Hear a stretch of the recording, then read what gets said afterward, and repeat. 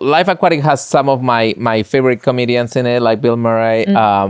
Did you imagine yourself, okay, this is the world that I'm going to be in? Like, eventually I'll be around comedians all the time. I'll be a comedian of sorts, of like in that world of entertainment, coming from where you were coming from.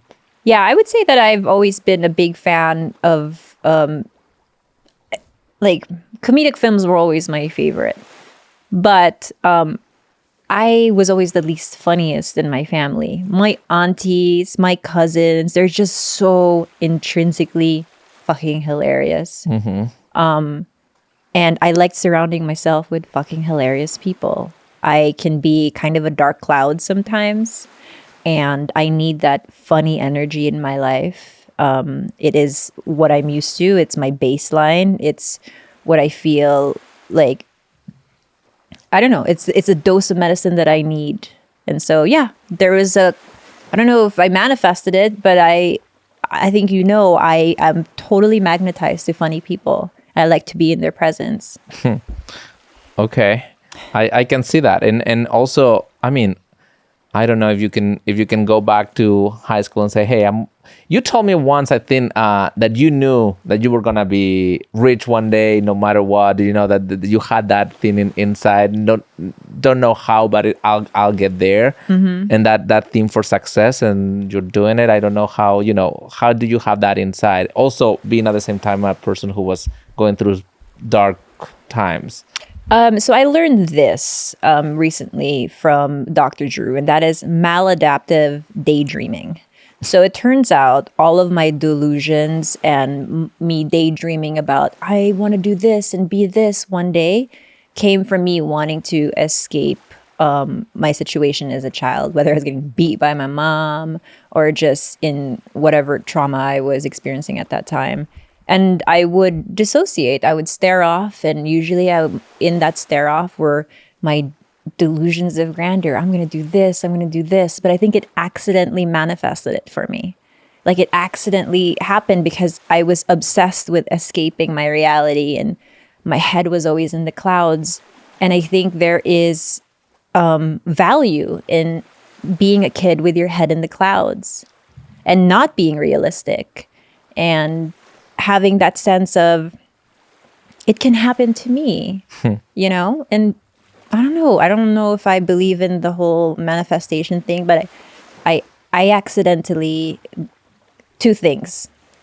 It's either I accidentally got here or my mental illness worked in my favor. You know what I mean? Right.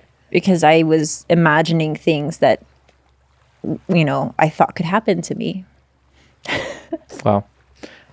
So you identify more with the Steve Zissou character than with Angelica's Houston as character? Eleanor? Yeah. No, I really like Eleanor. And I think what I love about her is that she knows she's the brains behind the whole operation. Not only is she the brains, but she's also the money, right? She's the money behind the whole Steve Zissou enterprise.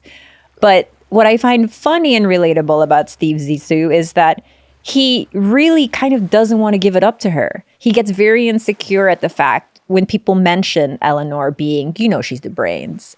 Right. And, but there is, what I relate to about Steve Zissou is his, I think that, or maybe I don't relate to him as much as I do Eleanor.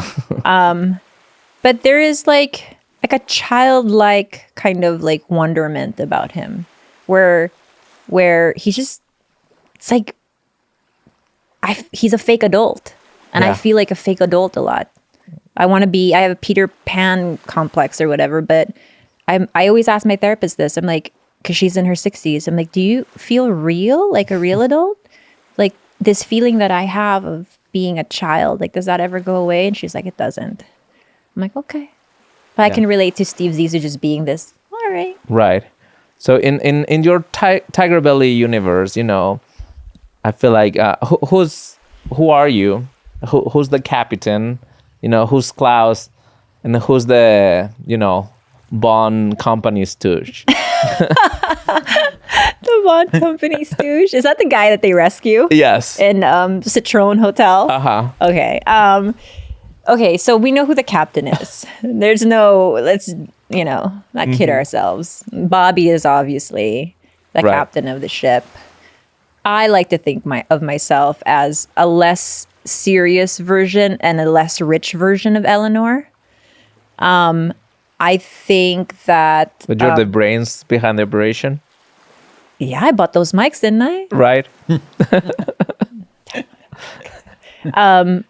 I think George is a Klaus. Nah. I was No. hoping you would say he's the bonus too. Yeah, I think so. I was setting him up for that.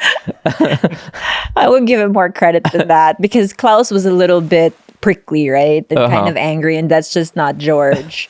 I want to see who was the entertainment of the boat. I want to say Gilbert's maybe like Ned.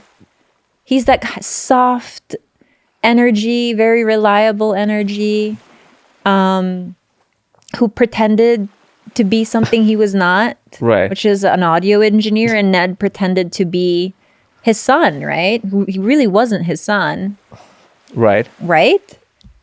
I don't know. It's yes, it looked like the movie lives it like it proves to us, to the audience, but not to the characters that Right. So I think the characters do believe that relationship was real. Yeah, like one of my favorite scenes is when Eleanor is like, he shoots blanks. Right. Just like, oh, cool. Yeah. I would say maybe, yeah, let's not make George Klaus, the Stooge guy. Let's make him that. Yeah. It just sounds like him just saying his the stooge guy.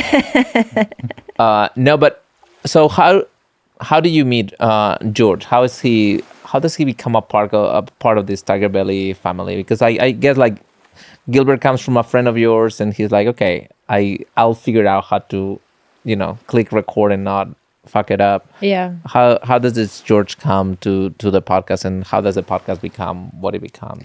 George owes it all to Bryce because Bryce was the one who cold DM'd me a couple episodes in and says, hey, I really like Tiger Belly. My cousin George. So it was like his broker, like the guy who like really brokered the deal. And then I went to Bobby. I was like, do you remember working with George? He was like, nope.